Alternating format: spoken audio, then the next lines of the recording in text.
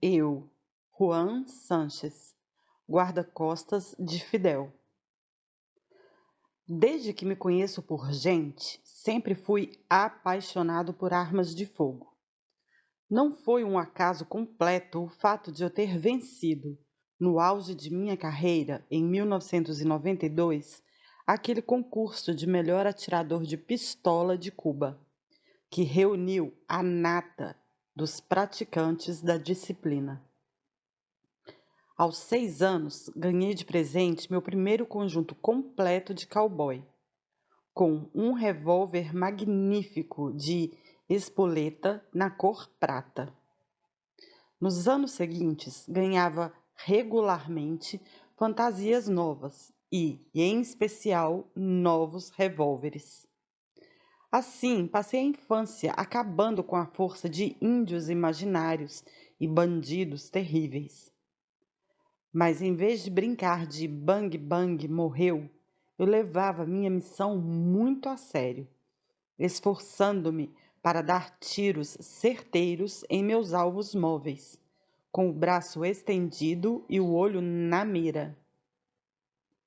Adolescente, passei para as carabinas de ar comprimido, que atiravam chumbinhos, ideais para acertar alvos a 10 metros de distância.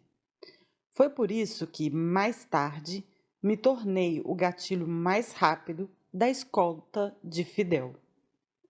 Hoje, passados os meus 60 anos, treino pelo menos uma vez por semana num clube de tiro na Flórida, Estados Unidos, onde moro exilado desde 2008.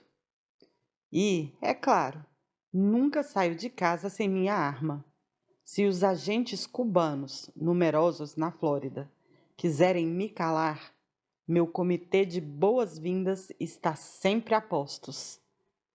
Mas, voltemos à infância. Nasci em 31 de janeiro de 1949, em Lisa, um bairro pobre da região oeste de Havana, quase exatos 10 anos antes do triunfo da Revolução Castrista. Quando fiz 2 anos, meu pai, que trabalhava num aviário, se separou de minha mãe, que era faxineira. Como ela era pobre demais para me criar sozinha e meu pai não se via assumindo a tarefa em seu lugar, decidiram me confiar a meu tio e a minha avó do lado paterno, que viviam juntos. Em Cuba, esse tipo de arranjo nada tem em comum. Como nas Antilhas, a família é uma entidade de geometria variável. Minha avó me tinha como a razão de sua vida. Considerava-me um filho, e meu tio, que eu chamava de papai, logo se transformou num pai substituto. Com minha mãe, que vivia no bairro, os laços não foram cortados. Eu a via de tempos em tempos. Por outro lado, não me faltava nada, pois meu tio gozava de boa situação financeira. Contador-chefe nos grandes abatedouros de Havana, ele era o feliz proprietário de um Buick branco modelo 1955, dotado de modernidade inaudita, um sistema de ar-condicionado. Nos finais de semana, passeávamos a bordo de seu fabuloso carro, às vezes até Varadeiro, a célebre estação balnear situada a 150 quilômetros da capital. Eram os anos 1950, a era de ouro de Cuba e, acima de tudo, a era de ouro da música cubana, rumba, mambo, cha-cha-cha. As estrelas da época se chamavam Benny Moré, Orlando Valerro, Célia Cruz e se apresentavam em nightclubs da moda, em hotéis prestigiosos ou ainda em cassinos mantidos por Luke Luciano ou por outros mafiosos ítalo-americanos. Economicamente falando, também era uma época abençoada. mas não nos dávamos conta disso. Claramente mais rica que a Espanha do general Franco, Cuba produzia açúcar, bananas, níquel. Era um dos países mais modernos da América Latina. Os números da Organização para a Cooperação e Desenvolvimento Econômico o provam. Ao lado da Venezuela, produtora de petróleo, e da Argentina, exportadora de carne, Cuba era um dos 3 estados da região com a menor desigualdade e a melhor classificação em termos de desenvolvimento humano, alfabetização, expectativa de vida, etc. A prosperidade da classe média se refletia no número de carros made in USA, pelo boom eletrodomésticos, televisores, refrigeradores, etc., pela frequência em restaurantes e pequenos comércios que estavam sempre cheios. Havana vivia um clima de sociedade de consumo. No Natal, as prateleiras dos mercados ofereciam maçãs e peras importadas da Europa. Na capital, onde os chamativos neons das discotecas brilhavam à noite, ninguém desconfiava das dificuldades do mundo rural. Lá, os camponeses iletrados eram explorados por multinacionais americanas como a United Fruit Company. Mas quem pensava nas desigualdades sociais, além de um punhado de estudantes idealistas que já sonhavam com uma revolução? Politicamente, foi uma década conturbada, onde se mesclavam efervescência política, corrupção e agitação estudantil. Uma mistura bombástica. Em agosto de 1951, o líder do Partido Ortodoxo, Eduardo Chibas, grande polemista e principal figura da vida política, se suicidou ao vivo na rádio, depois de seu enésimo discurso sobre a corrupção e o gangsterismo ascendentes dos governos Ramon Grau e Carlos Prio. Foi um choque geral. No ano seguinte, em 1952, Fulgêncio Batista voltou ao poder com um golpe de Estado, um mês antes das eleições previstas para março, que ele sem dúvida perderia.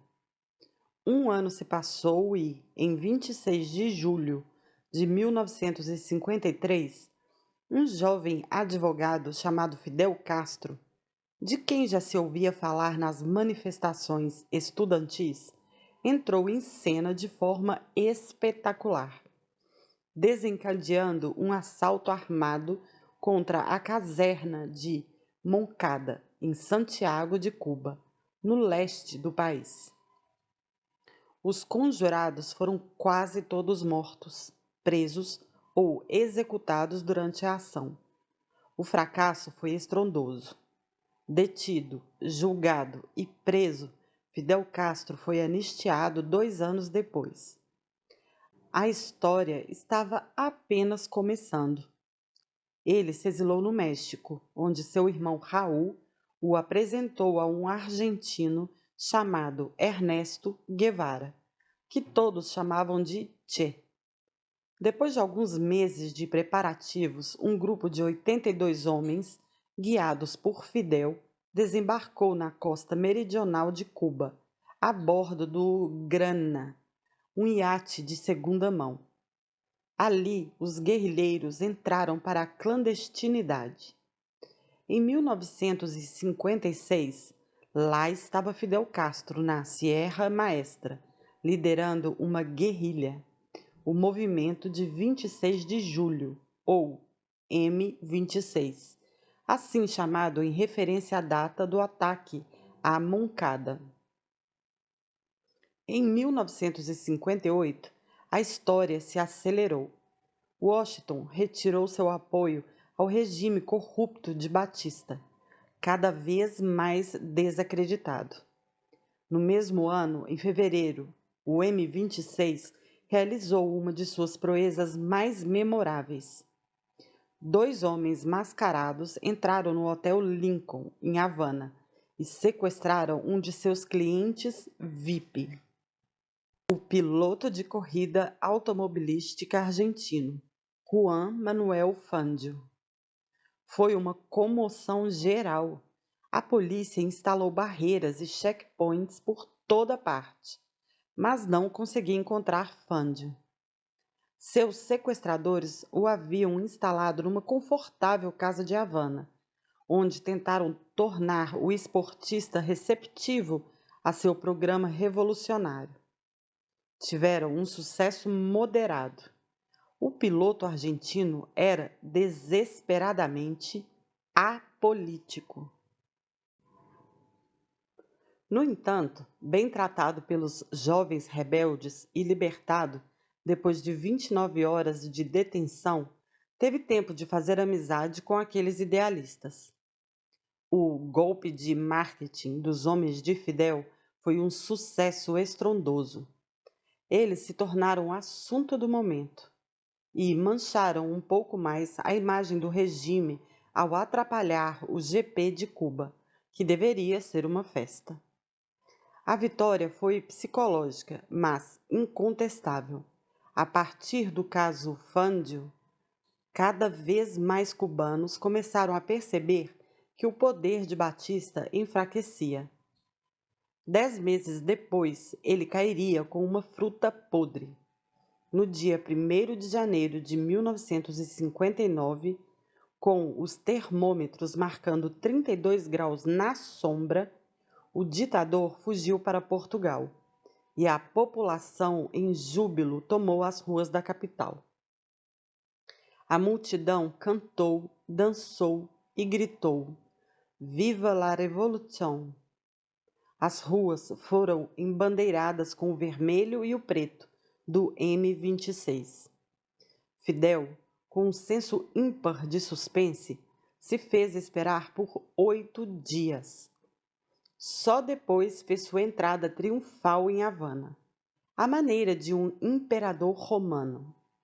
Ao longo de uma semana, ele e seus barbudos percorreram 1000 quilômetros do país, de leste a oeste.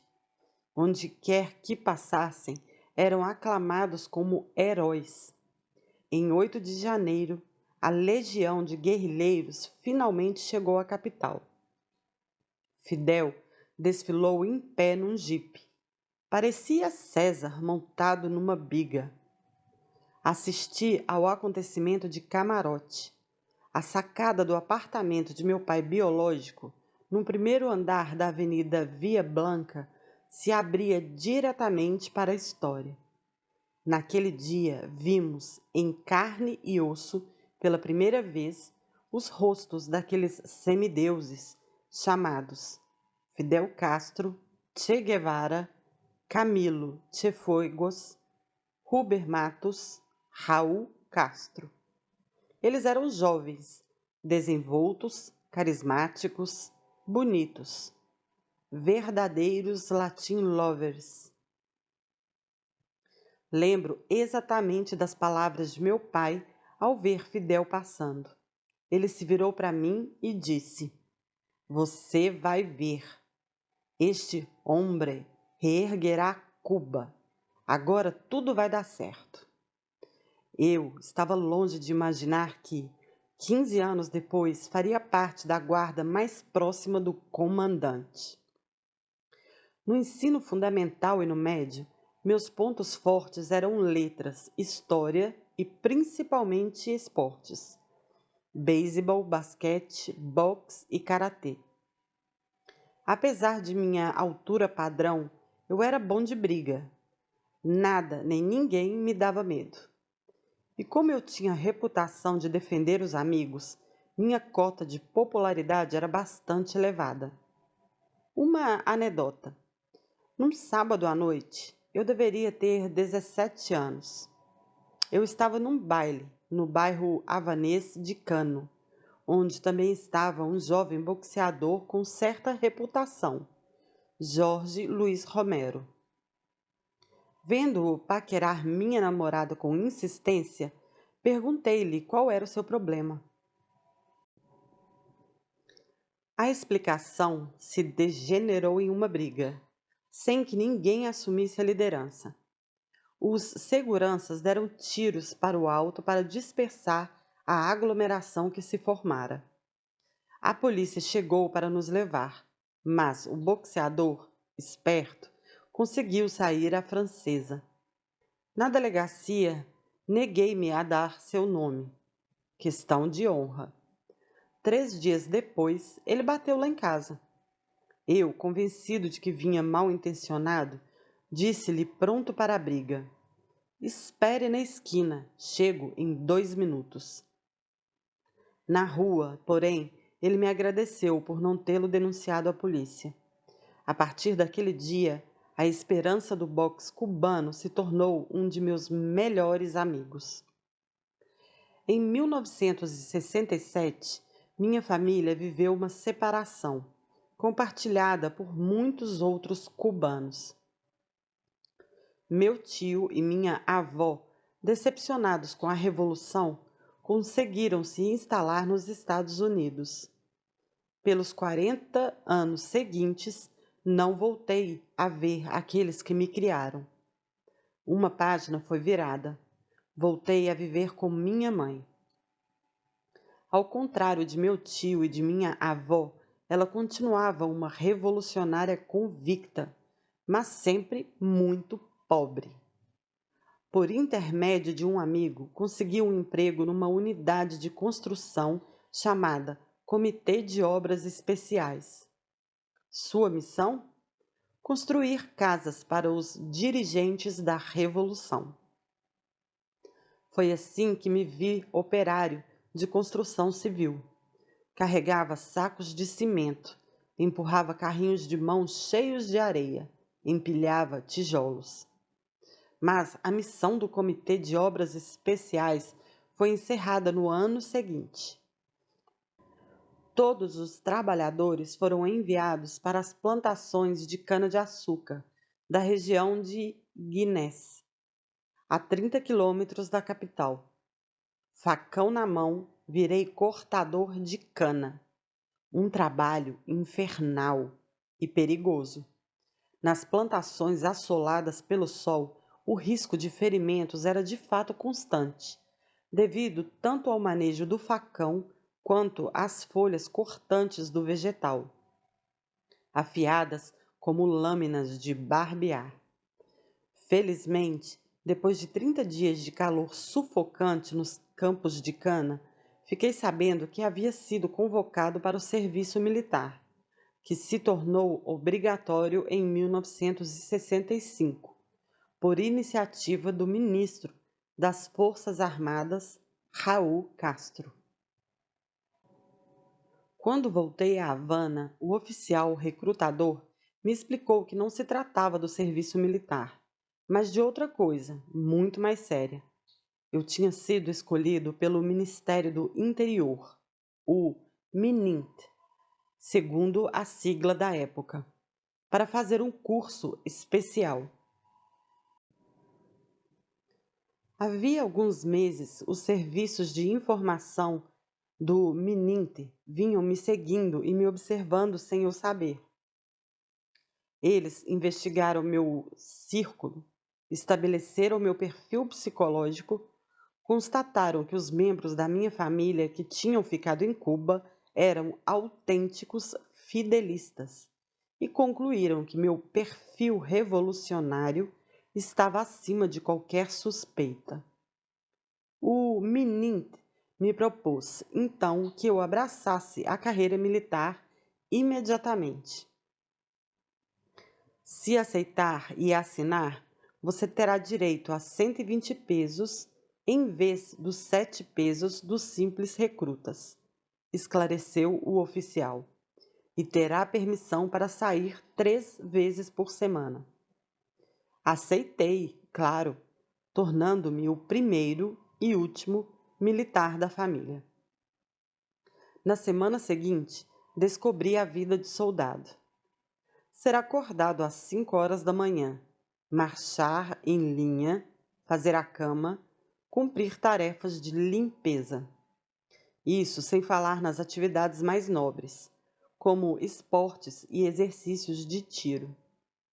Logo me destaquei como um dos melhores atiradores de nosso contingente de 300 alunos. Tinha mira certeira, atirava rápido, acertava o alvo em cheio todas as vezes.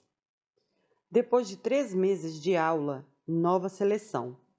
250 soldados foram transferidos para a escola da Polícia Nacional, enquanto os 50 restantes, sendo eu um deles, foram destacados para o Departamento número 1 da Segurança Pessoal, que controlava todos os serviços consagrados à segurança pessoal de Fidel Castro.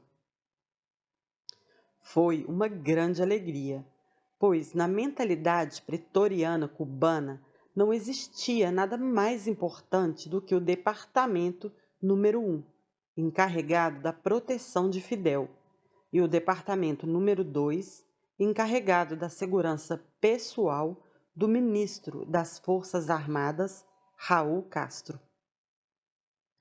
O Departamento número 3, por sua vez, garantia a proteção dos demais membros do Partido Comunista. A seguridade personal de Fidel estava organizada em 3 círculos, ou 3 anéis concêntricos. O terceiro anillo contava com milhares de soldados destacados para todas as funções, inclusive logísticas, ligadas à segurança del comandante. O grupo operacional, ou segundo anel, contava entre 80 e 100 soldados. A escolta, ou primeiro anel, era composta por 2 equipes de 15 soldados de elite, selecionados a dedo, que se revezavam dia sim dia não para garantir a proteção constante de Fidel, 24 horas por dia.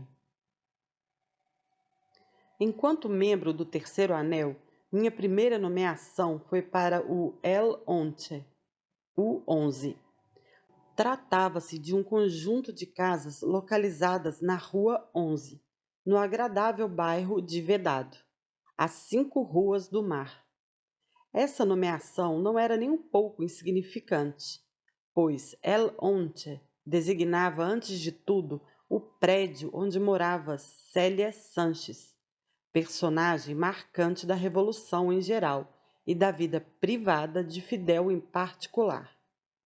Até sua morte de câncer de pulmão em 1980, Célia participará de perto de quase todos os acontecimentos históricos da Revolução. Em 1952, foi uma das primeiras mulheres a se opor à ditadura de Batista e a se unir ao movimento subversivo de Castro, o M26.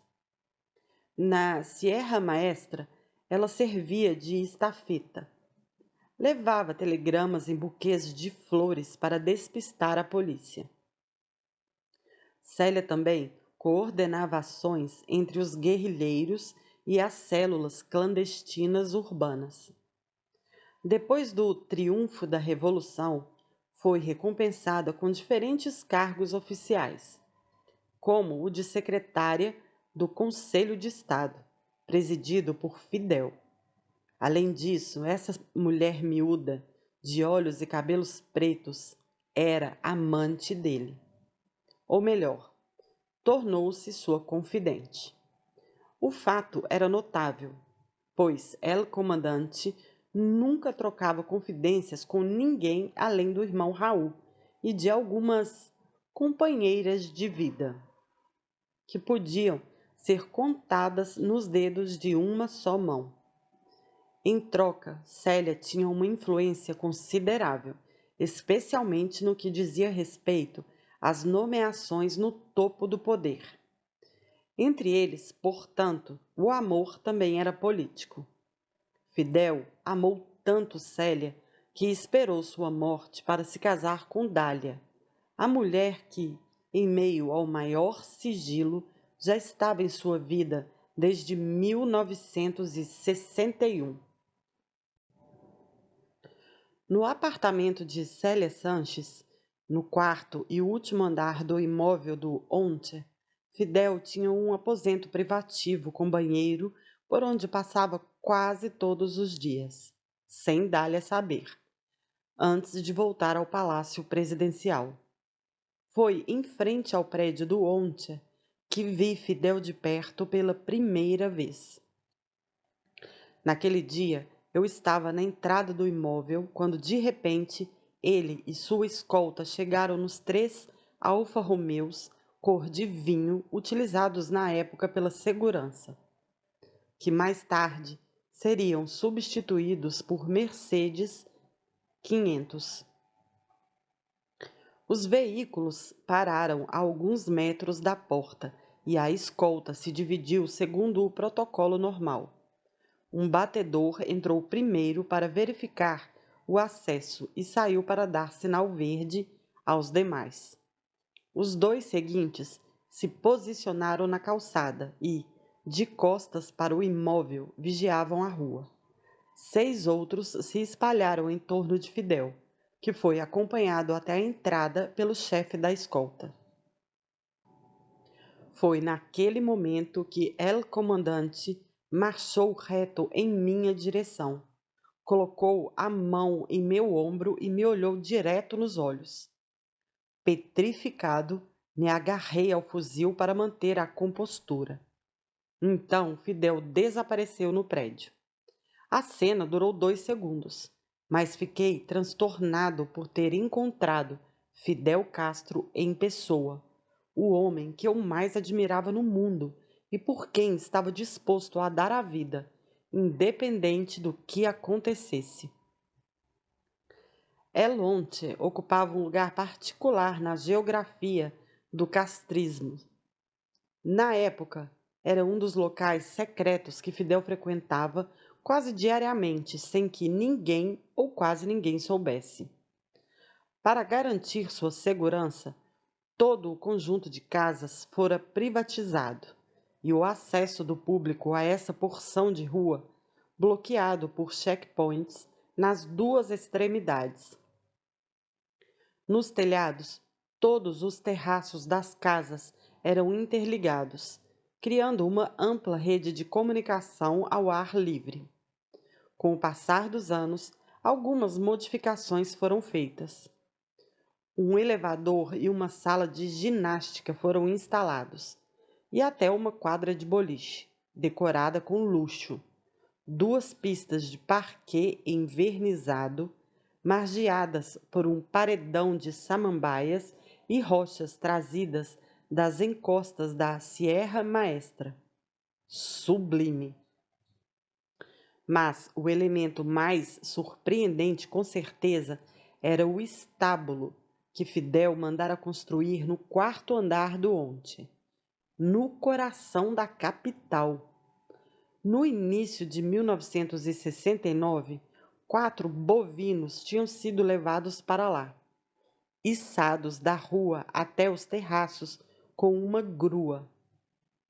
El Comandante podia, assim, se dedicar a seu grande capricho do momento, o cruzamento de vacas europeias, Holstein, pretas e brancas, com zebus cubanos, na esperança de criar uma nova raça de bovinos que permitisse modernizar a agricultura e aumentar a produtividade de leite.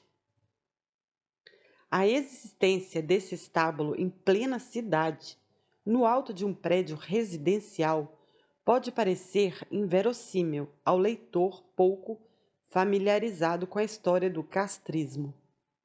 Mas ela não causará espanto aos entediados, pois a paixão de Fidel pela genética bovina é um fato histórico bem conhecido. Em dezembro de 1966, o comandante fez um primeiro discurso sobre o assunto no estádio de Santa Clara. Nos anos 1970 e 1980, a paixão extravagante se transformou em obsessão. Em 1982, a vaca Ubre Blanca, conhecida por sua prodigiosa produção de leite, foi vedetizada por Fidel, que a utilizou como um instrumento de propaganda. Cuba inteira seguiu pela televisão o recorde mundial que ela estabeleceu para o livro Guinness dos Recordes.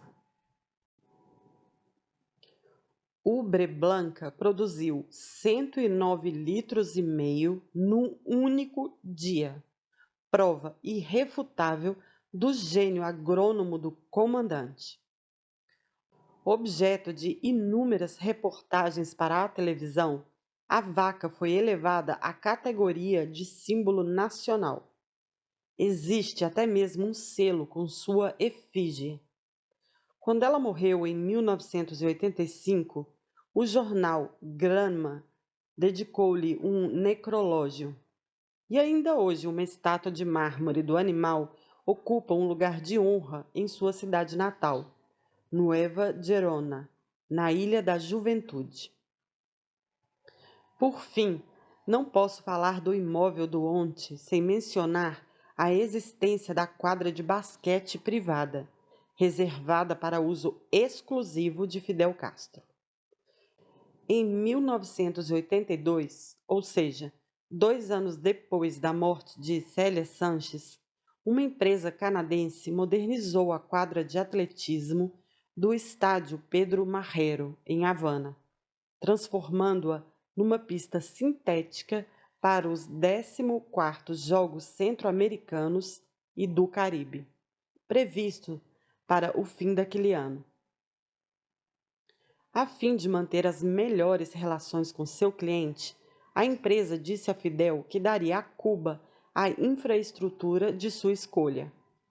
Ora, em vez de aproveitar a oportunidade para dotar alguma localidade necessitada de um complexo escolar ou esportivo, El Comandante pediu que construíssem, para seu uso pessoal, uma quadra de basquete indoor.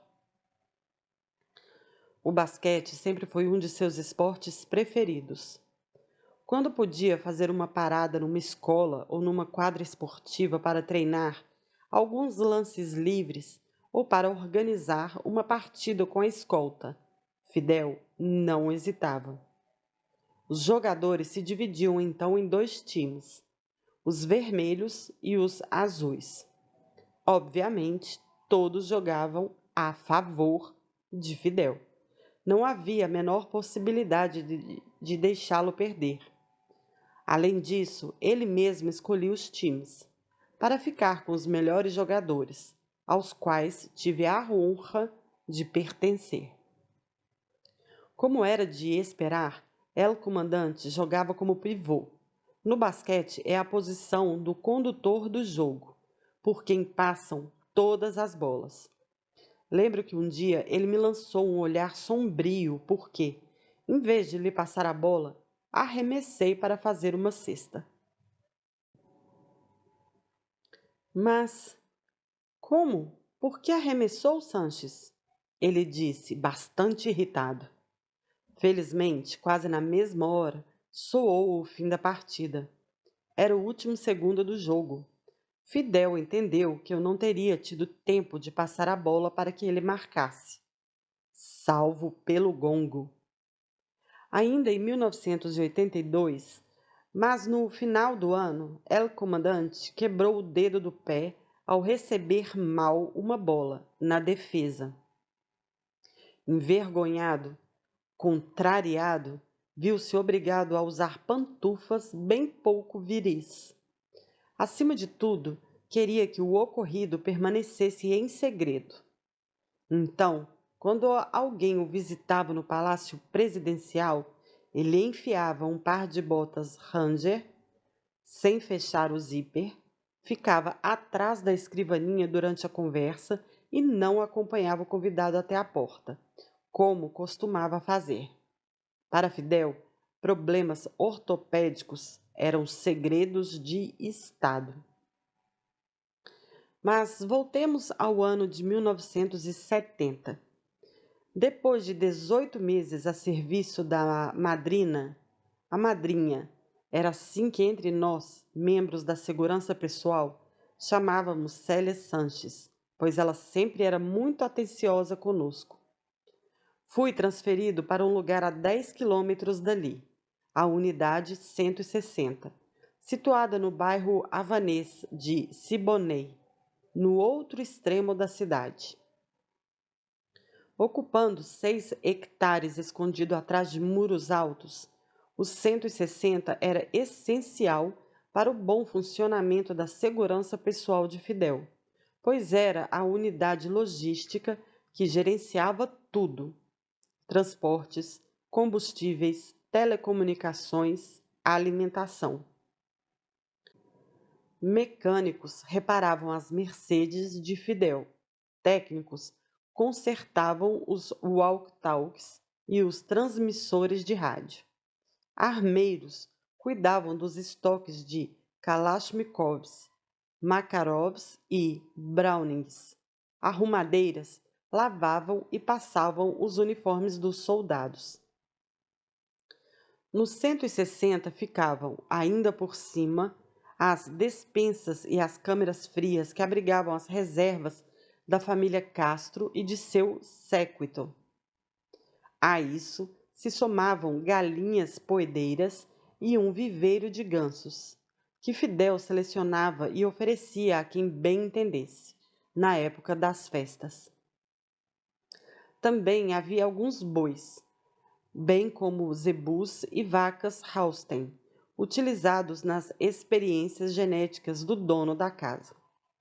Essa cidade, dentro da cidade, contava ainda com uma fábrica de sorvetes que deliciava os mais altos dirigentes da Revolução. Ministros, generais e membros do Politburo, com a notável exceção de Fidel e Raul.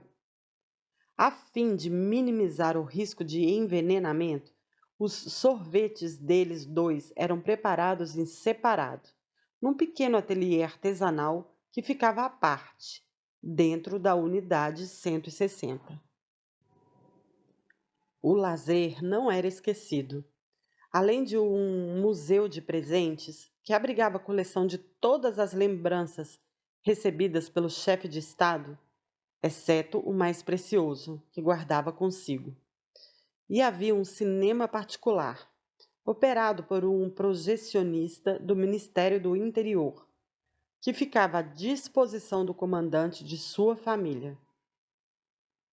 Ali, Fidel Castro, que tem uma natureza obsessiva, viu não sei quantas vezes seu filme preferido, a interminável e soporífera versão soviética de Guerra e Paz, adaptação do romance de Lev Tolstói, que tem no mínimo 5 horas de duração. Dentro dos 160, fui rapidamente promovido a chefe de equipe. Meu trabalho consistia em distribuir as missões de soldados e coordenar nossas ações com o Palácio Presidencial e com a residência privada de Fidel. Nesse posto, logo ficava-se a par de tudo, e como Dália com frequência recorria a nossos serviços, para uma entrega de leite ou para assistir a um filme no cinema, em pouco tempo descobri a existência dessa First Lady totalmente desconhecida do grande público. Dália não sabia, mas não era a única mulher a frequentar o 160. Atrás do Museu dos Presentes havia uma mansão, a Casa do Carbonel, onde meu chefe marcava encontros extraconjugais com toda a discrição. Eu regularmente recebia ligações de Pepim, assistente de Fidel, que me avisava de modo lacônico: hoje, a tal hora, deixe tudo pronto. Está prevista uma visita à casa de Carbonel. Na hora marcada, eu fazia uma manobra diversionista convocando os soldados de plantão a meu gabinete, para que eles não vissem a chegada do comandante em chefe nem a da visitante, que sempre vinha separada. Depois de 4 anos de bons e leais serviços à Unidade 160, minha carreira tomou um novo rumo. Em 1974, fui promovido para El Grupo Operativo, o Grupo Operacional, o corpo de elite composto por cerca de 80 a 100 homens que formavam o segundo anel. Sua principal missão? Dar apoio à escolta ou ao primeiro anel durante os deslocamentos públicos do comandante em chefe, fosse numa fábrica na província ou na Praça da Revolução em Havana.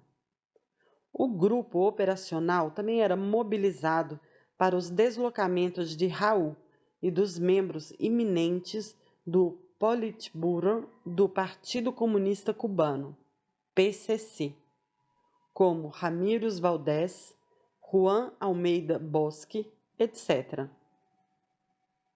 Mas, um mês depois de ser integrado ao grupo operativo, fui enviado, com 30 camaradas, para a Escuela de Especialistas, uma escola de aperfeiçoamento destinada a formar a elite dos oficiais de segurança. Ela tinha acabado de abrir as portas e, de 1974 ao fim de 1976, constituímos a primeira turma de sua história. A formação que recebemos não nos deixava muito tempo livre. As manhãs eram dedicadas ao preparo físico, corrida, artes marciais, exercícios de tiro, e às tardes a teoria.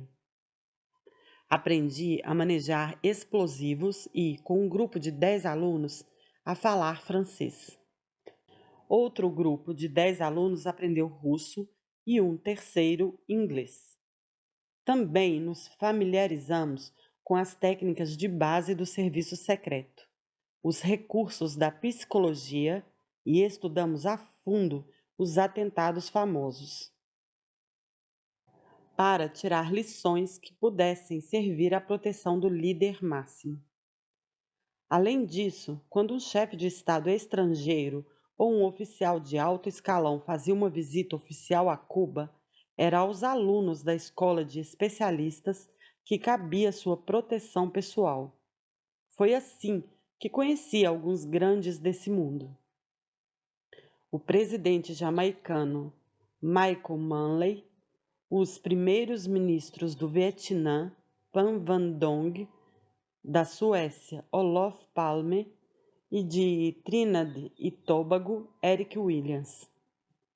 Naquela época, eu de fato tinha a sensação de que coisas importantes começavam a acontecer em minha vida. Além disso, os motivos de satisfação se multiplicavam. Muito bem avaliado por meus superiores, fui promovido a subtenente, chegando assim à patente de oficial. Também obtive 2 faixas pretas, uma em judô, outra numa técnica de combate corpo a corpo aperfeiçoada pelo exército cubano e chamada de proteção e ataque.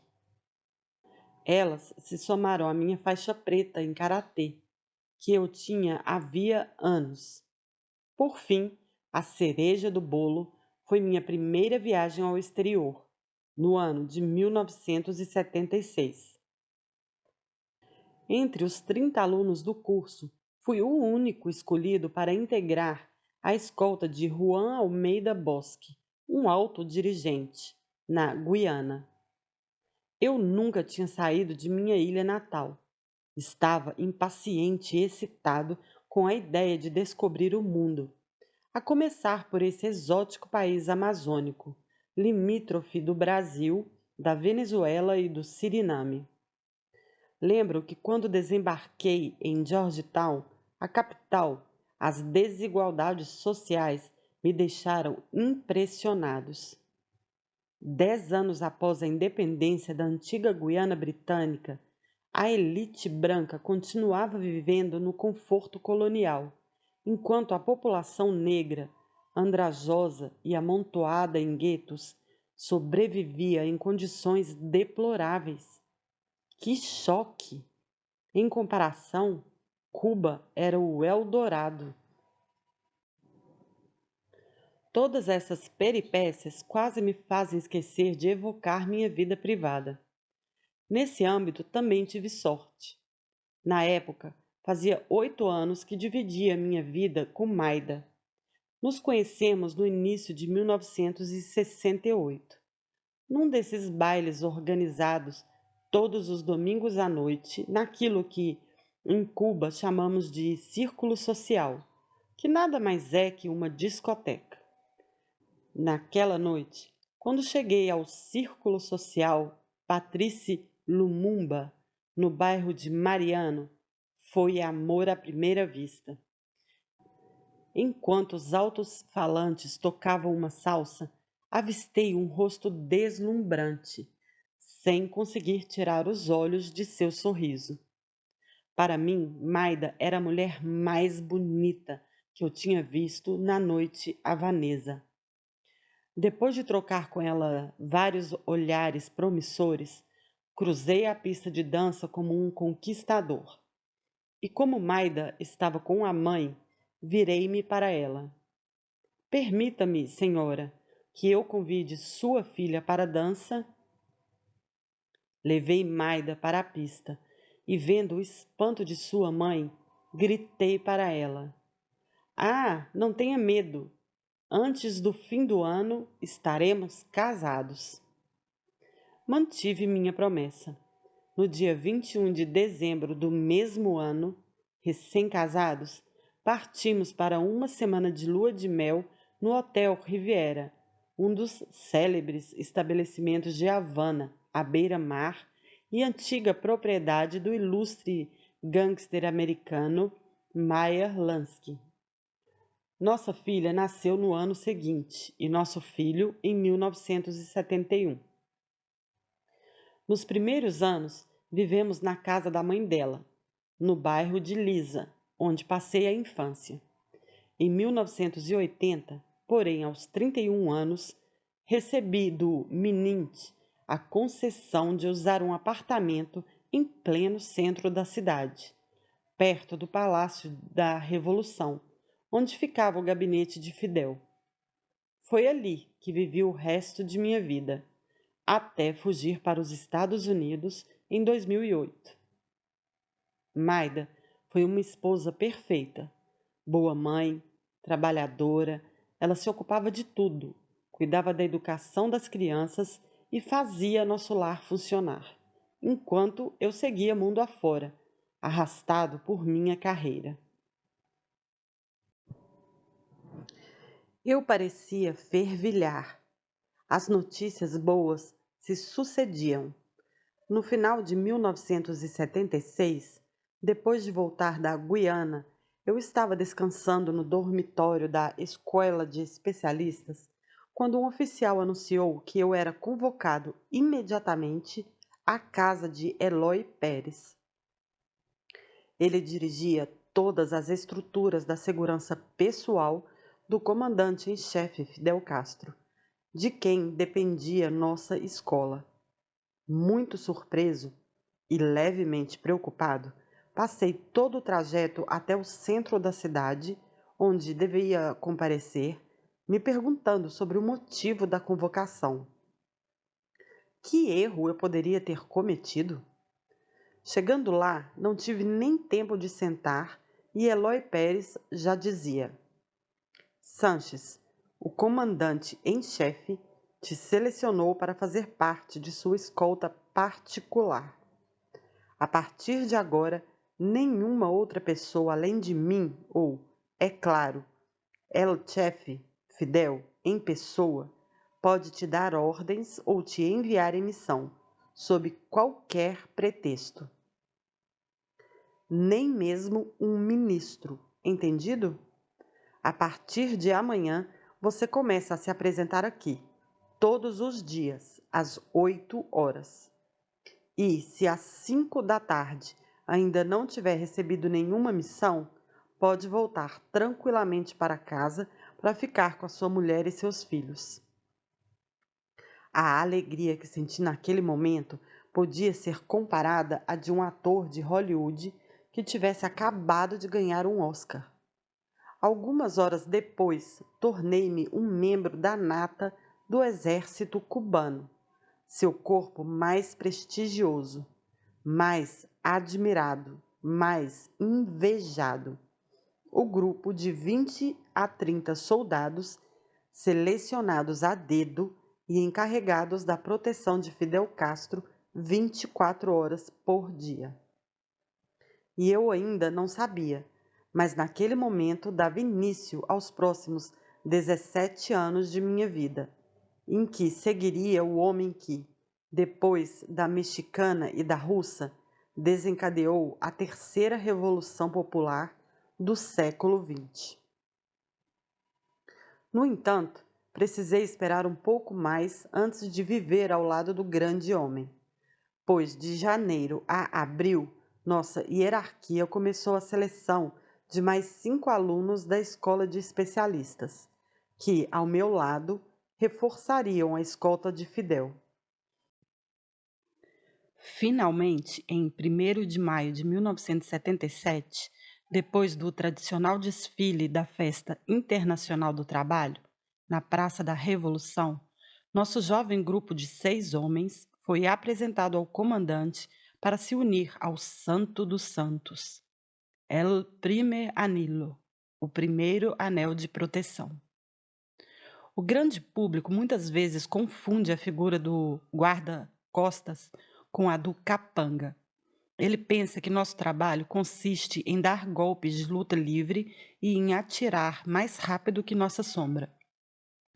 O trabalho de especialista em segurança pessoal, porém, exigia muitas outras qualidades além da simples força física. Precisávamos coordenar os deslocamentos da escolta, antecipar as ameaças em potencial, garantir a segurança das telecomunicações, verificar a alimentação para prevenir as tentativas de envenenamento, realizar missões de espionagem e contra-espionagem, detectar microfones instalados em quartos de hotel no exterior, examinar dados de todo tipo e redigir relatórios de análise. Estas eram as verdadeiras missões de um especialista em segurança ou em proteção de altas personalidades. De resto, Fidel também exigia de sua escolta certo nível intelectual e cultural. Em 1981, paralelamente a meu cargo na escolta de Fidel, ou seja, em meu tempo livre e em minhas horas de descanso, fiz estudos universitários de Direito Penal na Escola Superior do MNIT, bem como um curso chamado Investigação Operacional de Contra-Inteligência, isto é, de contra-espionagem, no qual aprendi a conduzir uma investigação policial, a explorar uma cena de crime, a colher impressões digitais, etc. Em 1985, me formei em Direito e obtive um diploma equivalente de contra-espionagem. Bem mais tarde, o diploma de Direito Penal me seria de grande valia durante o meu processo. É impressionante constatar hoje a que ponto o ensino cubano estava impregnado pelo clima da Guerra Fria e pelo pensamento marxista.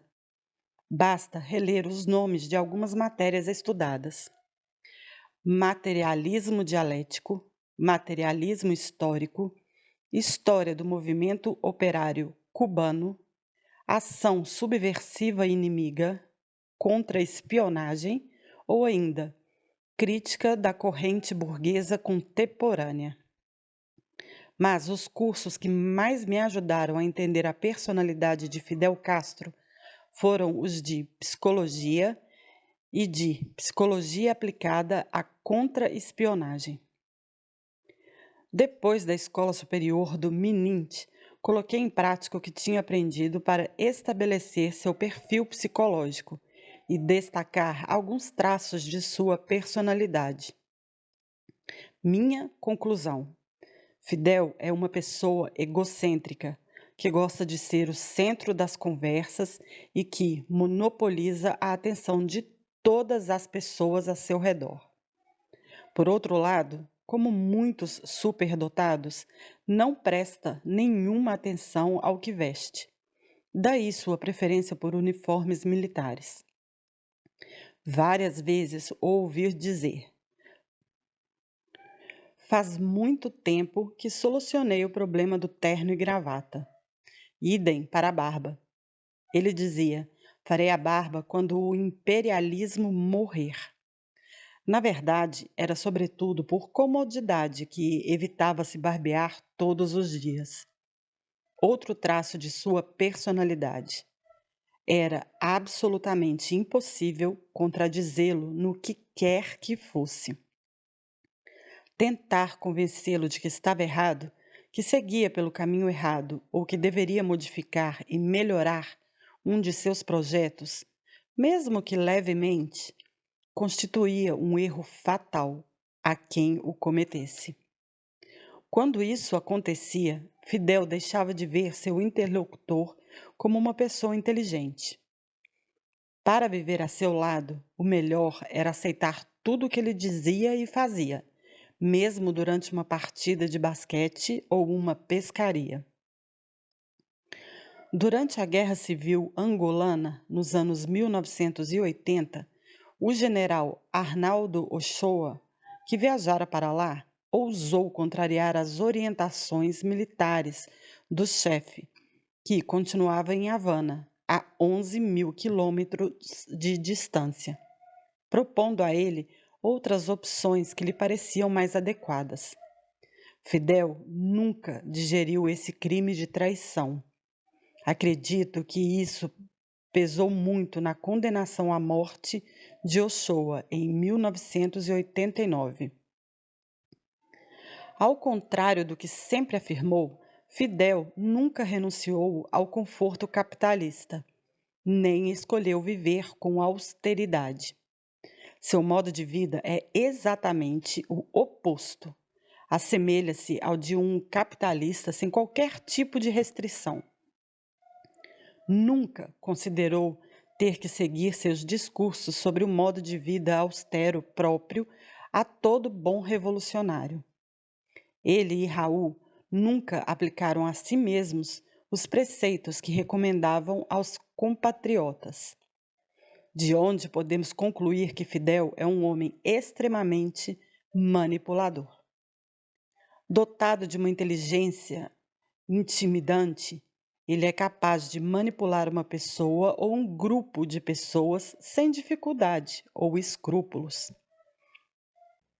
E isso, somado ao fato de que é iterativo e obsessivo, em discussões com seus pares estrangeiros, Fidel repete as mesmas coisas tantas vezes quantas forem necessárias para convencer seus interlocutores da pertinência de seu ponto de vista. Algumas pessoas poderão se espantar com o fato de eu não ter me afastado mais cedo, tendo em vista o perfil psicológico de Fidel e o luxo que, cedo demais, testemunhei. Mas minha juventude deve ser levada em conta, bem como o verdadeiro culto que dedicávamos ao vencedor da Revolução Cubana. Seu autoritarismo, uma qualidade de combatente. A vida confortável que levava, não havia merecido? Além disso, como já mencionei, eu era um militar. Os militares estão aí para agir e obedecer, não para criticar. É claro que os serviços cubanos farão de tudo para desacreditar minha palavra e este livro. É seu trabalho. A questão é que, ao contrário desses funcionários que obedecem cegamente a qualquer ordem, sei do que estou falando. Dediquei a Fidel 17 anos de minha vida, sem contar os anos em que eu ainda não era membro da sua escolta pessoal. Fazendo as contas, passei mais tempo, mais finais de semana e férias com ele do que com meus próprios filhos e minha esposa. No Palácio Presidencial, viajando para o interior, para o exterior, durante cerimônias oficiais, em seu avião, a bordo de seu iate, na ilha paradisíaca de Caio Pedra ou em suas demais propriedades privadas. Em geral, eu ficava 1 metro atrás de Fidel. Gozava de sua absoluta confiança e pude observá-lo sob todos os ângulos. Mais do que isso, até o momento, ninguém nunca esteve em condições de falar do Fidel íntimo, de suas mulheres, de suas amantes, de seus irmãos ou de sua abundante progenitura. Ele tem no mínimo 9 filhos, de diferentes uniões, quase todos homens. Já estava na hora de tirar o véu que cobre aquilo que Fidel e o regime cubano sempre trataram como um dos maiores segredos de Estado do país: a família do comandante em chefe.